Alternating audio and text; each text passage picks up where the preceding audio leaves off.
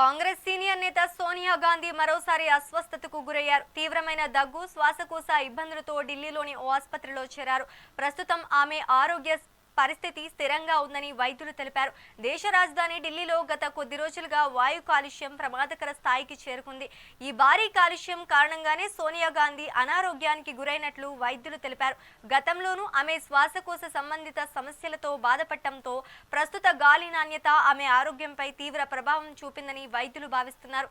ఈ మేరకు ఆసుపత్రిలో చేరిన ఆమెకు ప్రాథమిక పరీక్షలు నిర్వహించారు.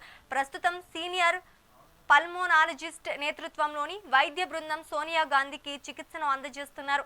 ఆమె ఆరోగ్యాన్ని నిరంతరం పర్యవేక్షిస్తున్నామని, ఆందోళన చెందాల్సిన అవసరం లేదని వైద్యులు వెల్లడించారు.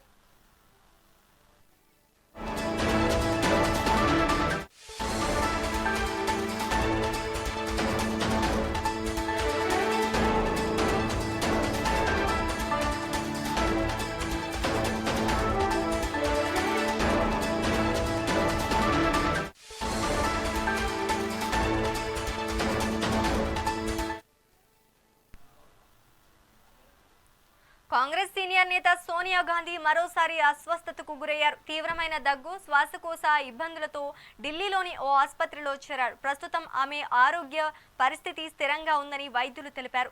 దేశ రాజధాని ఢిల్లీలో గత కొద్ది రోజులుగా వాయు కాలుష్యం ప్రమాదకర స్థాయికి చేరుకుంది. ఈ భారీ కాలుష్యం కారణంగానే సోనియా గాంధీ అనారోగ్యానికి గురైనట్లుగా వైద్యులు తెలిపారు. గతంలోనూ ఆమె శ్వాసకోశ సంబంధిత సమస్యలతో బాధపడటంతో ప్రస్తుత గాలి నాణ్యత ఆమె ఆరోగ్యంపై తీవ్ర ప్రభావం చూపిందని వైద్యులు భావిస్తున్నారు.